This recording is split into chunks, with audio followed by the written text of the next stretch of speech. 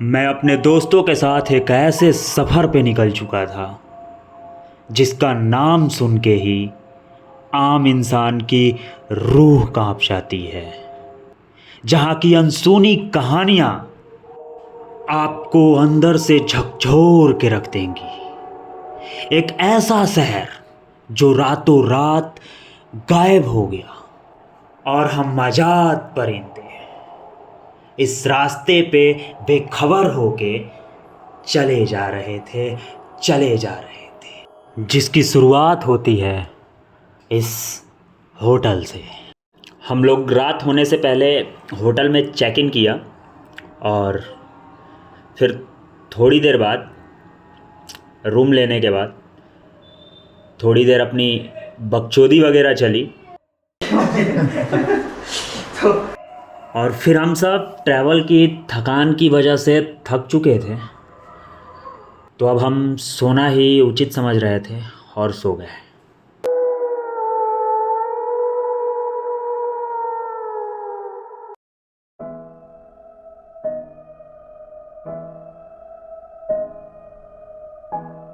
मैं अपनी पूरी ज़िंदगी में इस रात को कभी नहीं भूलूंगा। मैं इस होटल के कमरा नंबर 108 को कभी नहीं भूलूंगा। पंडित जी, क्या हाल चाल? तो उठाया नहीं। बढ़िया। मैं काफ़ी ज़्यादा घबराया हुआ था, लेकिन अपने दोस्तों की चेहरे की मुस्कान देख के बस। चलो भाई, पंडित जी निकालो यार गाड़ी यार। क्या होगा, मैसा जैसा जगह कहा सब जरूरी है भाई। चलो बैठो बैठो। और फिर मैं सारी चीज़ें भूल के थोड़ी ही देर में अपने दोस्तों के साथ घुलने मिलने लगा।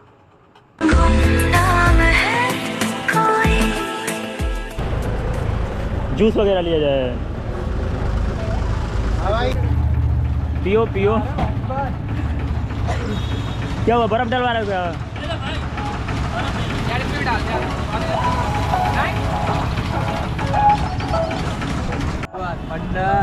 थोड़े समय के बाद ही हमें भूख का एहसास हुआ और हम छोले भटूरे की स्टॉल पे।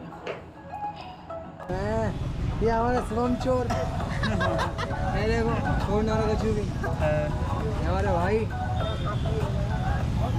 जहाँ चार यार मिल जाए वहीं रात हो गुलजार। जहाँ चार यार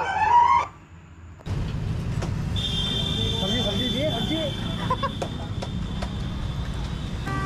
हाँ जी भैया जी, कैसे कैसे क्या क्या रेडी हो रहा है अपना?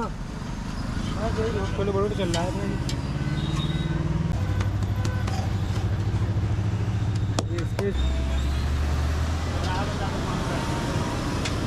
कुछ ज़्यादा ही जल्दी नहीं बन जा रहा है। हाँ यार। भाइयों, कभी भी राजगढ़ आसपास आना हो तो राजगढ़ बिल्कुल शॉप के बिल्कुल सामने भाई की शॉप।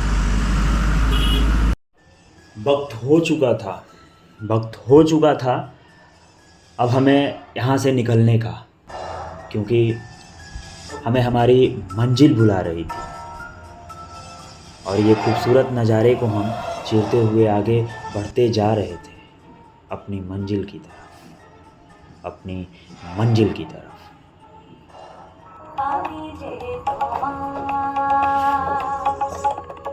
एक तो मौसम सुनहरा, दूसरा हमारा अंदाज अनोखे और तीसरा ये मस्तियाँ। बचुए कहाँ जाते हो तुम?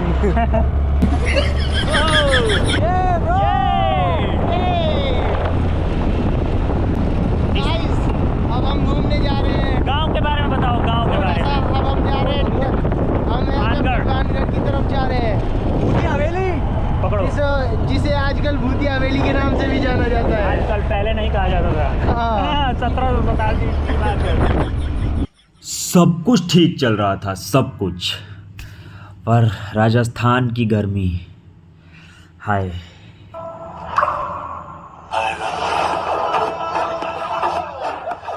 गर्मी इतनी कि गला सूखा जा रहा था और फिर शुरू हुई पानी की तलाश।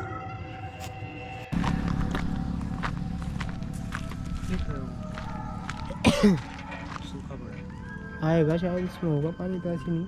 नहीं सूखा पड़ा इधर। सूखा है, कोई नहीं। देख लो इस जगह से हमें कितनी अच्छी सीख मिल रही है कि जल ही जीवन है। सो save water and save life.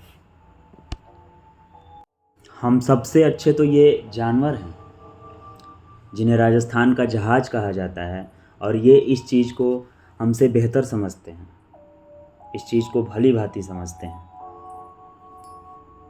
आप भी समझो, और अभी भी वक्त है। बचाओ, पानी को बचाओ, जीवन को बचाओ, पेड़ों को बचाओ, नहीं तो ये खूबसूरती खत्म।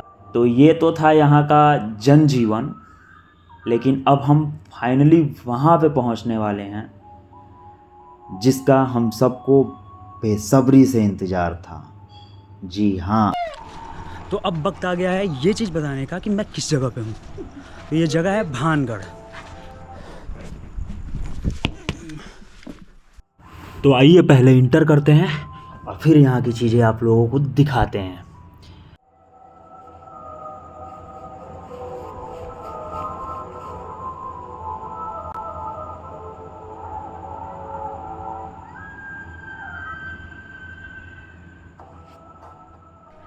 इंडिया के मोस्ट हॉन्टेड प्लेसों में अगर बात की जाएगी किसी जगह की, और ऐसा उसके बाद में अगर गूगल पे जाके रिसर्च किया जाएगा तो अपने भारत में टॉप पे आता है राजस्थान।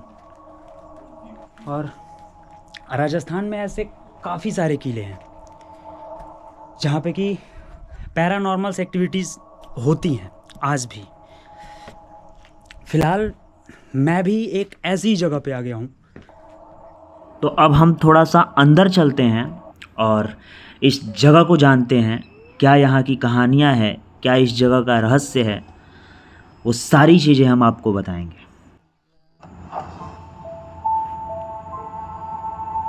तो अभी मैं जिस जगह पे हूँ ये भानगढ़ का मार्केट का एरिया है, और ये मार्केट काफ़ी बड़ा है, आप लोग ये देख सकते हैं।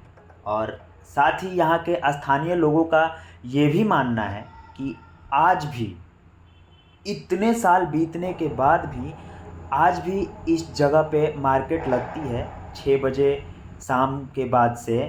इस जगह पे जिन गलत एनर्जी की हम बात कर रहे हैं, हाँ वही भूत पिशाच, वो आज भी यहाँ पे इस मार्केट को लगाते हैं, चलाते हैं।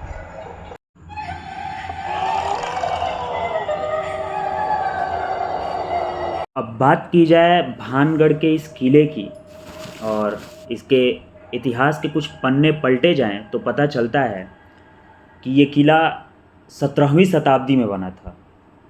इस किले को माधव सिंह जी ने बनाया था, जो उस टाइम पे अकबर के सेनापति हुआ करते थे। और साथ ही ये अमेर के नरेश यानी अमेर के राजा मान सिंह के छोटे भाई भी थे। कहा जाता है कि भानगढ़ किले का नाम माधव सिंह जी के जो दादाजी थे भीम सिंह, उनके नाम पे इसका नाम पड़ा भानगढ़।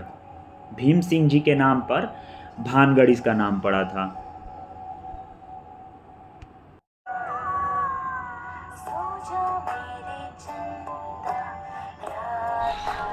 किला की खूबसूरती जो बढ़ा रहा है ये यहाँ के पहाड़, यहाँ की कलाकृतियाँ, यहाँ पे बने मंदिर, जैसे कि ये है, ये मंदिर दिख रहा है सामने में, एक वहाँ पे मंदिर दिख रहा है, और ये पूरा अरावली पर्वत, और अरावली पर्वत की गोद में ये किला है भानगढ़।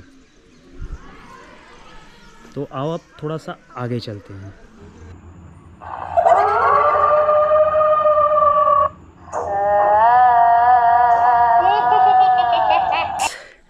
किले के बारे में जो चीज़ें बताई गई हैं कि शाम को सूर्यास्त के बाद और सूर्योदय से पहले इस जगह को बंद कर दिया जाता है, यहाँ पे आना जाना बंद हो जाता है।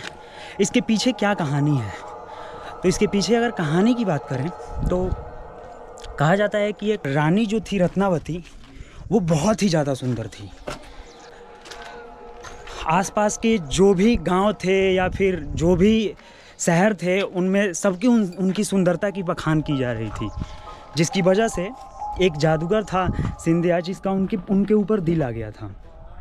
और दिल आने के बाद से हुआ कुछ ऐसा कि उनका दिल जीतना चाहता था, और इसके बाद से उसने अपनी तंत्र विद्या और काले जादुओं का उपयोग करके चाहता था कि मैं रानी को अपना बना लूं। कहा जाता है कि जो रानी थी रत्नावती, उनको सेंट परफ्यूम वगैरह का बहुत शौक था, और ये चीज़ें तांत्रिक को पता चल गई, जिसकी वजह से उसने रत्नावती की एक दासी को बुलाया, उनको अपने बस में किया, और बस में करने के बाद से बोला कि ले जाओ रत्नावती को दे दो।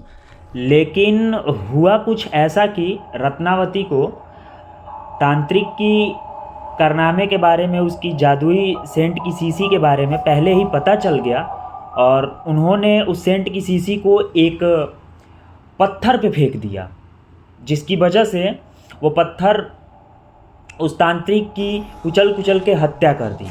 और कहा जाता है कि भानगढ़ के किले में आज भी उस तांत्रिक की आत्मा भटकती है। तो ये था पूरा इतिहास यहाँ का। और जिस जादूगर की हम बात कर रहे थे, वो उसका मठ था, उसके रहने का जगह था, वो पहाड़ी के ऊपर आप देख सकते हैं ऐसे। तो ये वही जगह है जहाँ पे वो जादूगर रहता था, और कहा जाता है कि उस जादूगर की आत्मा आज भी उस पहाड़ी पे रहती है। आपसे जानना चाहूँगा कि ये यहाँ के खालीपन का क्या राज है? भानगढ़ वैसे तो एक गांव है, और ये अब इतना खाली कैसे हो गया? यहाँ पे लोग नहीं दिख रहे हैं। श्राप, ये गांव में श्राप दिया हुआ है। हाँ। तो वो श्राप के चक्कर में ये पूरा गांव खाली है। ये एक रातों रात खाली हो गया था पूरा। हाँ, अच्छा। सब मर गए थे रातों रात में। और यहाँ रात के 12 बजे से करीब मेला लगता है, जो मतलब अच्छा आज भी लगता है। आज भी मेला लगता हुआ है, तो मतलब ये 5 बजे के बाद सबको निकाल देते हैं। 5-6 बजे के बाद से। हाँ, कहा जाता है कि ये स्थानीय लोगों का एक वो है जोग टोटरम की, वो ऐसा बना रखे हैं कि नहीं इस जगह को, मतलब जो भी नहीं ऐसा तो नहीं है ना, ये श्रापित जगह ही है। हाँ, जैसा कि अब आप सब खुद भी देख सकते हैं कि दूर दूर तक आप लोगों को एक भी घर नहीं दिख रहा होगा, कोई गांव नहीं दिख रहा होगा, बस ये खूबसूरत नज़ारे दिख रहे हैं। और ये खूबसूरत नज़ारे ही हम इंसानों को यहाँ पे इतना ख़तरनाक जगह होने के बावजूद भी लोगों को अपनी तरफ खींच लाता है। यहाँ की खूबसूरती आप देखेंगे, देखते ही रह जाएंगे। तो मैं फ़िलहाल हूँ भानगढ़ के बिल्कुल टॉप पे, किले के, और ये है किला का बिल्कुल टॉप। इसके साइड में है खाई।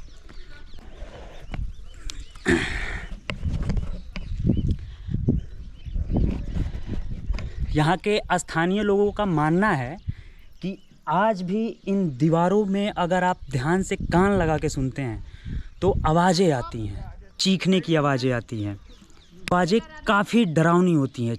बाकी यहाँ पे आने के बाद से अगर इसकी सुंदरता की बात की जाए तो फ़िलहाल ये पूरा का पूरा किला आप देखेंगे तो ऊपर का जो भी है भाग वो खंडहर में बदल गया है। ये देखिए, पूरा का पूरा खंडहर में बदला हुआ है।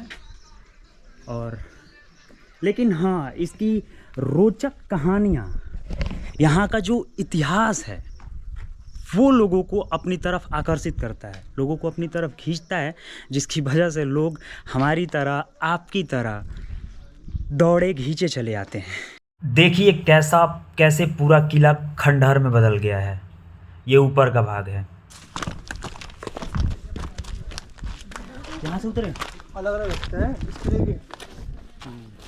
तो अब हम वीडियो के अंतिम पड़ाव पे हैं, तो आइए महादेव के चरणों में थोड़ा सा विश्राम किया जाए, बाबा का आशीर्वाद लिया जाए।